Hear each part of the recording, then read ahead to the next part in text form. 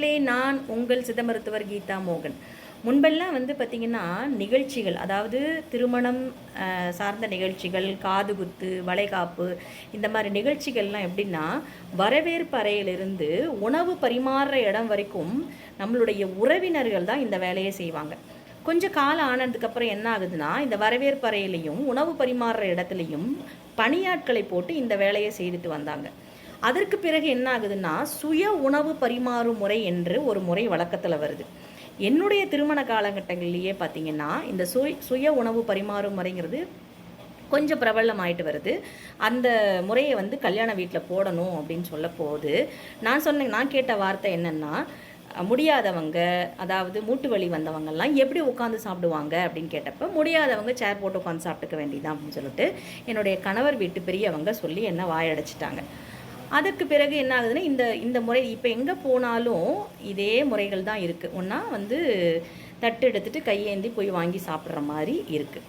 அல்லது உணவு பரிமாறுற இடங்களில் பார்த்திங்கன்னா அவ்வளோ கூட்டம் இருக்குது. அதாவது ஒரு பந்தி முடியறதுக்கு முன்னாலேயே பின்னால் காத்துட்ருக்காங்க. அதாவது நம்ம உணவு சாப்பிட்றத பின்னால் நின்று காத்துட்ருக்கும்போது நம்மளால உணவே சாப்பிட முடியாது அப்படிங்கிற மாதிரி அவசர அவசரமாக சாப்பிட்ற மாதிரியோ, அல்லது சீக்கிரம் அதாவது வெயிட் பண்ணிகிட்ருக்காங்களே அப்படிங்கிற ஒரு விஷயத்துக்காகவே நம்ம சீக்கிரம் எழுந்துக்கிற மாதிரி இருக்குது.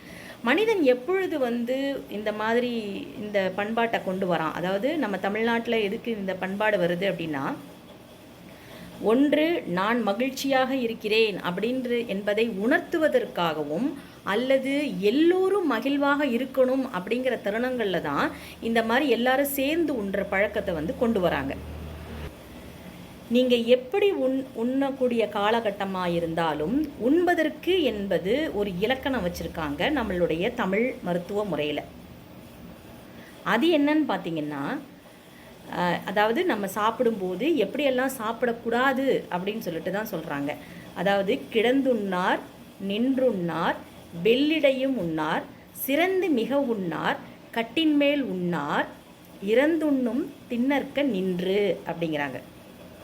அப்படின்னா என்னென்னா, கிடந்துண்ணார் படுத்துக்கிட்டு சாப்பிடக்கூடாது, நின்றுண்ணார் நின்றுக்கிட்டு சாப்பிடக்கூடாது, அதே போல் வெள்ளிடையும் உண்ணார். அதாவது இப்போ ஒருத்தர் பார்த்துட்ருக்காங்க அப்படிங்கும்போது அப்படியான தருணங்கள்லேயும், அல்லது பார்க்கும் மாதிரி இடங்கள் ஓப்பனாக பிறந்த வெளியில் நின்றும் சாப்பிடக்கூடாது அப்படிங்கிறாங்க.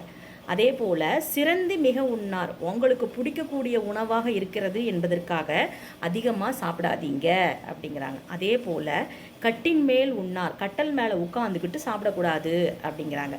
அதே போல் இறந்துண்ணும்